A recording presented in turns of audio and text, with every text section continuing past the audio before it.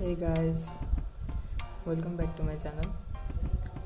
म आज हजुरहरुको लागि नयाँ भिडियो लिएर आएको छु र यो भिडियोमा म हजुरहरुको लागि OPPO A31 अनबक्स अनि रिभ्यू गर्न गइरहेको छु। यो चाहिँ 4GB RAM 128GB ROM अथवा memory, AI camera, 6.5 inch 16.5 cm HD plus waterproof screen, 4230 mAh large battery रहेको छ। यो यसमा चाहिँ LCD display with HD plus resolution रहेको छ।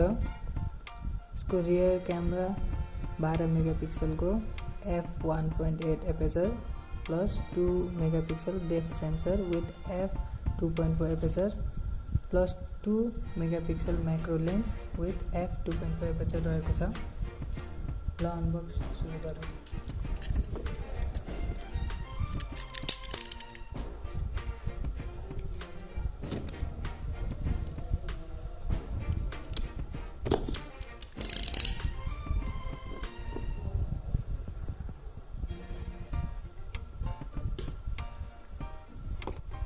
यसभित्र चाहिँ यो हाम्रो फोन, यो यसमा चाहिँ हाम्रो म्यानुअल यो साइड लगाइदिउँ। यो हाम्रो केस कभर रह्यो यो चाहिँ, अनि यसभित्र चाहिँ हाम्रो चार्जर, डाटा केबल र एडाप्टर, इनपुट 100 to 240 भोल्ट र आउटपुट 5 भोल्ट 2 एम्पियर रहेको छ। र हाम्रो बक्स भित्र चाहिँ यति नै थियो।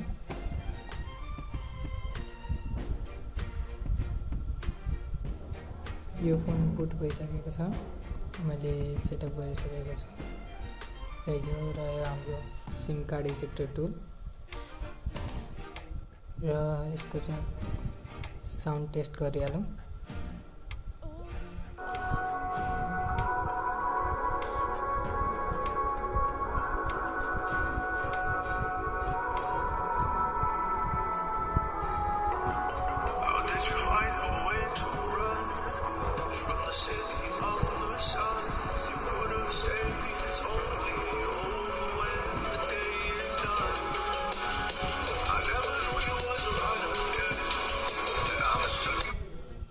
साउन्ड चाहिँ लाउड र राम्रो छ।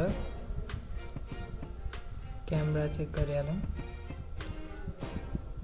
हजुरहरूलाई म यसको क्यामेराको फोटोहरू साइडमा देखाइदिनेछु। र यो मोबाइल चाहिँ ब्याक चाहिँ हाम्रो मिरर फिनिस रहेको छ, मिरर ब्ल्याक रहेको छ, जुनले चाहिँ धेरै नै फिङ्गरप्रिन्ट छोप्छ हाम्रो। यो चाहिँ हल्का डिसएडभान्टेज हुन्छ किनकि पछाडिको ब्याक हाम्रो यसको फोनको पछाडि राम्रो देखिँदैन, यस्तो हुन्छ हल्का हल्का टच गर्दैमा। अरू चाहिँ सबै देख्छ। 3टा क्यामेरा रहेको छ, एउटा flash light, design for a sensor भनेर लेखेको छ यसमा चाहिँ। यो हाम्रो फिङ्गरप्रिन्ट सेन्सर छ पछाडि। यो ब्रान्ड लोगो यस्तो रहेको छ। र हाम्रो मार्केटमा यो फोनको भ्यालु हल्का महँगो नै लागेको छ। म प्राइस चाहिँ हजुरहरूलाई डिस्क्रिप्सनमा राखिदिनेछु। र यति नै छ अहिलेको लागि यो फोनमा।